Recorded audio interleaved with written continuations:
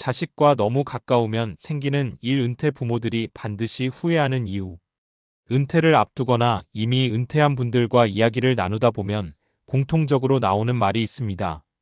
이제는 자식들 곁에서 살면서 서로 의지하며 살면 되지. 평생 가족을 위해 일했고 자식 키우느라 자신은 늘 뒤로 미뤄왔던 세대입니다.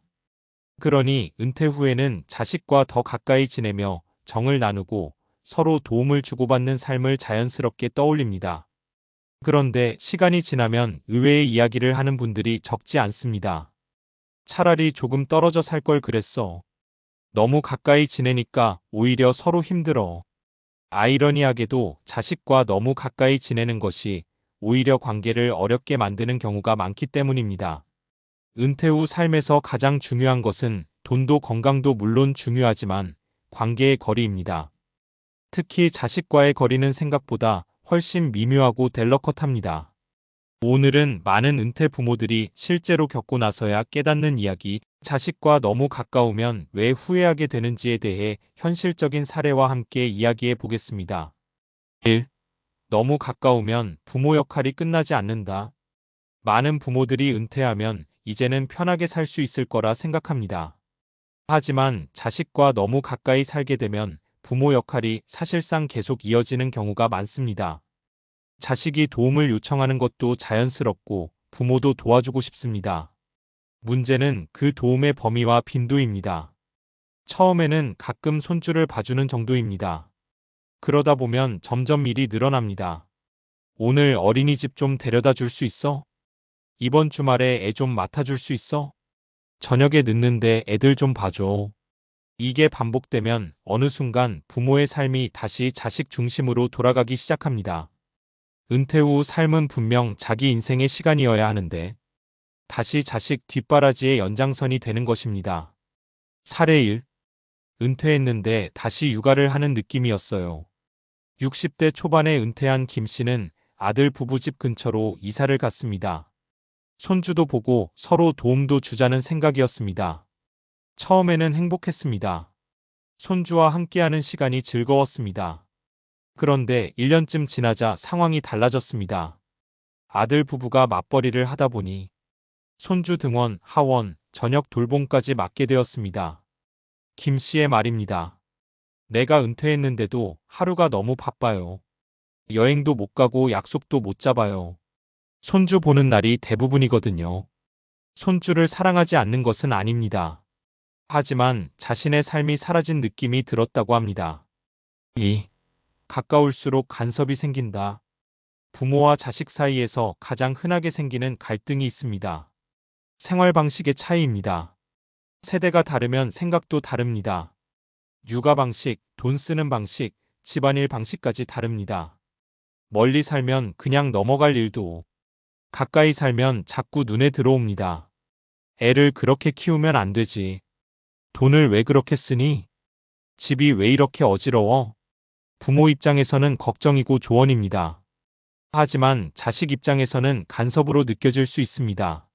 문제는 가까이 살수록 이런 상황이 자주 발생한다는 것입니다. 사례 2. 조언이었는데 잔소리가 되었어요. 박 씨 부부는 딸이 결혼하자 같은 아파트 단지로 이사했습니다. 딸이 아이를 낳고 나서는 더 자주 왕래했습니다. 그러던 어느 날 갈등이 생겼습니다. 박 씨는 손주가 휴대폰을 너무 많이 본다고 생각했습니다. 그래서 딸에게 말했습니다. 애를 그렇게 키우면 안 된다. 딸의 반응은 예상과 달랐습니다. 엄마, 제발 간섭 좀 하지 마. 박 씨는 충격을 받았습니다. 나는 걱정돼서 한 말인데. 그 뒤로 관계가 어색해졌습니다. 가까운 거리 때문에 서로 불편해진 관계였습니다. 3. 자식도 부담을 느낀다. 부모들은 종종 이렇게 생각합니다. 우리가 가까이 있으면 자식도 좋겠지. 하지만 현실에서는 자식이 부담을 느끼는 경우도 적지 않습니다. 왜냐하면 부모가 가까이 있으면 자식 입장에서는 늘 신경을 써야 하는 존재가 되기 때문입니다.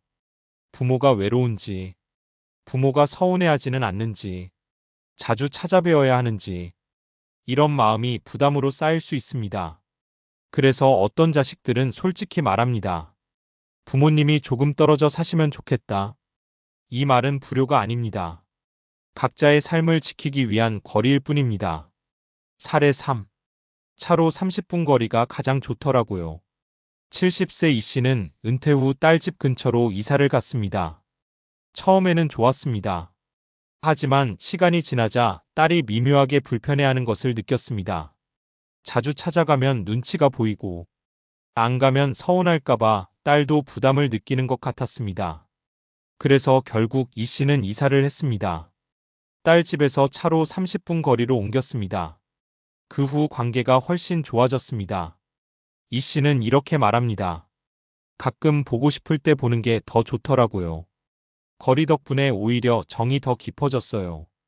은퇴 후 가장 중요한 것. 많은 전문가들이 은퇴 후 삶에서 중요하다고 말하는 것은 돈, 건강, 취미입니다. 하지만 실제로 은퇴한 분들이 가장 많이 말하는 것은 이것입니다. 나만의 삶. 자식과 너무 가까우면 다시 부모 역할 속으로 들어가기 쉽습니다. 그래서 은퇴 후 삶에서는 이런 균형이 중요합니다. 자식과 가까운 마음. 그러나 적당한 거리. 정은 가까워야 하지만 삶은 서로 독립되어야 합니다. 결국 은퇴는 다시 나로 돌아가는 시간.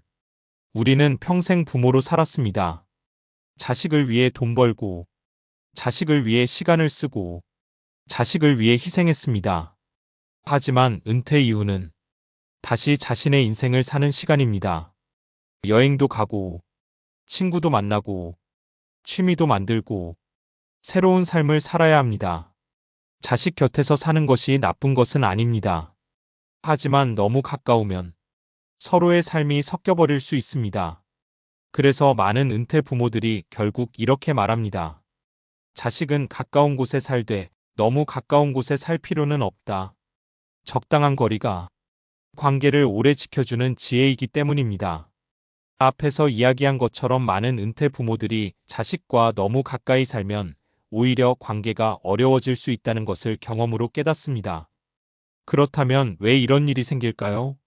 단순히 성격 문제나 개인적인 갈등 때문만은 아닙니다. 사실 이 현상 뒤에는 심리학과 사회학에서 오래 연구되어 온 원리가 숨어 있습니다. 4. 인간관계에는 반드시 심리적 거리가 필요하다.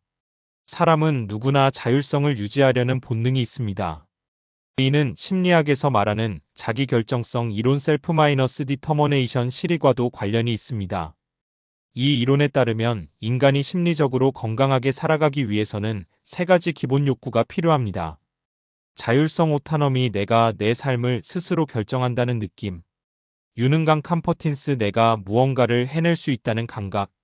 관계성 RELATEDNESS 누군가와 연결되어 있다는 안정감. 이 세 가지가 균형을 이뤄야 사람이 심리적으로 안정됩니다. 그런데 부모와 자식이 지나치게 가까워지면 이 균형이 흔들릴 수 있습니다.